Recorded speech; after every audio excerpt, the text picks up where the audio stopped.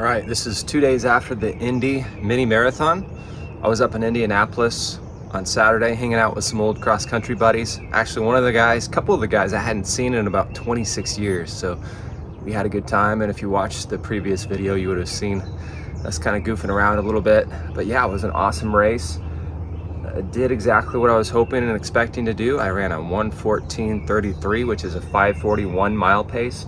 And I was saying I wanted my average Strava pace to be about a 5:37 to hit that 5:40 pace. I ended up with a 5:38 Strava pace, and my official pace for the race was about 5:41. It was 5:41. So that just means that there's about a 2 to 3 second difference between what my watch was saying per mile and the actual mile splits. And I was seeing that very obvious when I was going by each split manually, kind of gauging that. So I had a pretty good idea of where I was. I was just trying to ride around 1:15 flat, just under that as far as pace. Kind of played it safe, honestly, because the last couple marathons I've tried to go sub 1:15.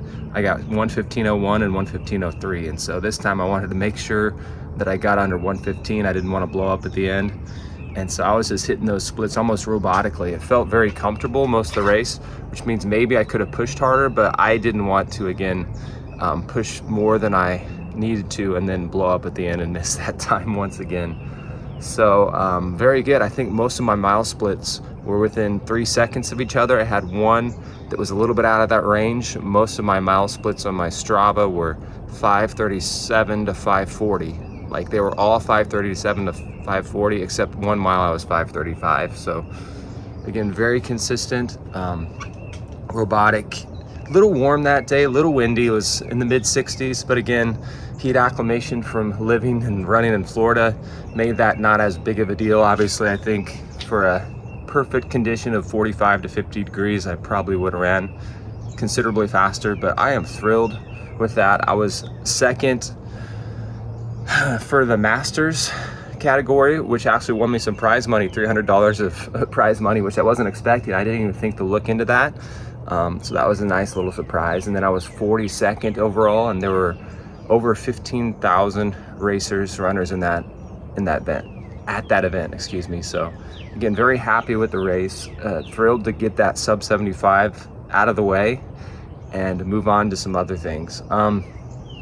So I had signed up because a friend of mine had really wanted me to run a corporate 5K with him this Thursday. But the corporate 5K is at like 5 in the afternoon, and it's supposed to be a high of 95 that day. And 95 degrees in Florida is a hot 95 because it's so humid down here. So I don't even know if I want to do that. So I'm not sure how I'm going to even plan this week, because if I plan to run that, then I probably need to go pretty easy the first half of this week, but we'll see. Well, with all that said, today's run, it's going to be 12 miles. I think I'm going to do mostly steady, but maybe get a couple miles of 10K to 5K pace in there. And if I do that, I'll probably do that at half-mile increments. So let's see how it goes, see how I'm feeling. Again, it's only 2 days after the mini, so may change that if my body's not ready for that. But let's do this. All right, I've decided 12-mile run. I did 2 mile steady warm up. Now I'm doing 6x800 on off. First 3 around 10K pace. If I'm feeling okay, last 3 around 5K pace. And then 4 miles easy. All right, so I ended up doing a light enough workout today so that if I decide that I want to end up running the corporate 5K this Thursday afternoon, I can still do that. But I am honestly leaning towards not. Again, it's supposed to be like in the mid 90s. The race is like late afternoon, early evening, where it's still going to be just ridiculously hot. And in Florida, mid 90s, that's like deadly, man, to try to run an all out 5K. So I think I might pass on that. Well, anyway, what I ended up doing today was a couple mile warm up, just steady.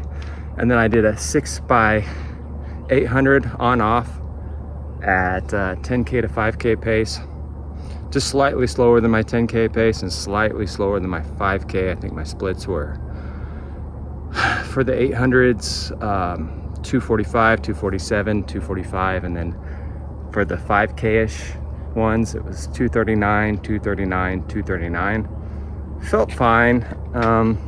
Then I did a few strides in my 4-mile cool down as well. I try to do about a mile worth of strides at mile to 3K pace per week. That kind of keeps my neuromuscular system, well tuned. And I started doing that in the recent months, and I've seen just steady, consistent improvement in my races. So I'm going to keep doing that. So if I do not end up racing that 5K on Thursday, my plan then is to do another probably 3 miles worth of speed work on Wednesday, within a steady long run, but not like crazy speed, more like just marathon pace stuff, like alternating miles at marathon pace.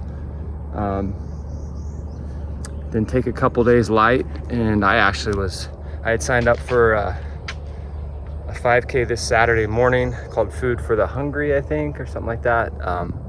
So it's a nonprofit connected with a church in Orlando, and all the proceeds from that go to help kids in need who need food.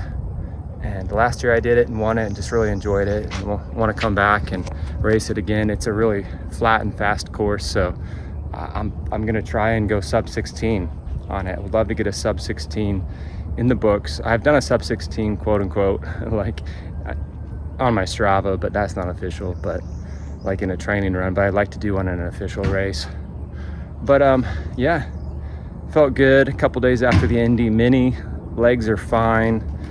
Sunday I wore a compression stocking that my friend Chris let me put on and try. It was amazing. I think it really helped with the recovery. It just felt good. It was relaxing. I could have stayed in that thing for hours, man.